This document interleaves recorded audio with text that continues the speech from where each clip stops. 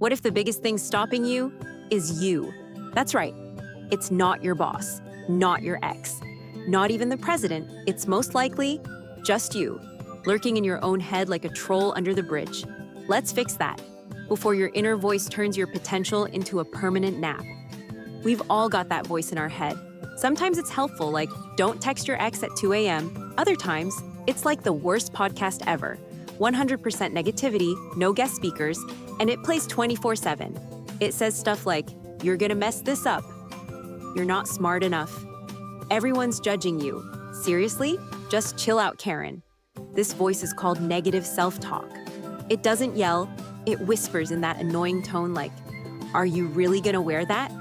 Left unchecked, it convinces you to stay small, play safe, and binge watch your potential into oblivion. Next time your brain's being rude, catch it in the act.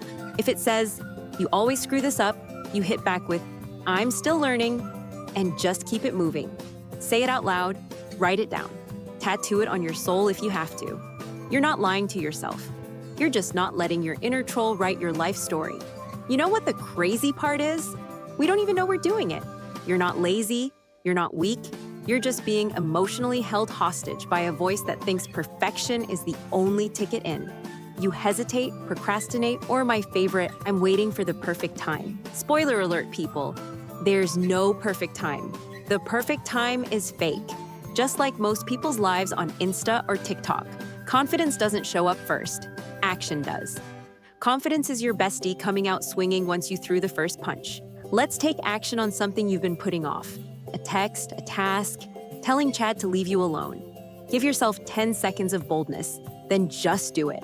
Hit the send button and tell Chad to get lost. Just do the damn thing. Life would be so much better if there was just less Chads. Think about this.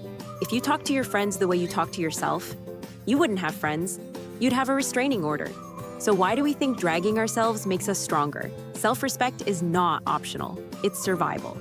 Be the voice that says, okay, I'm struggling, but I'm showing up anyway.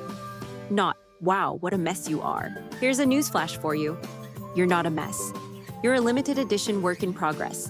Go look at yourself in the mirror. Yes, seriously, I'll wait.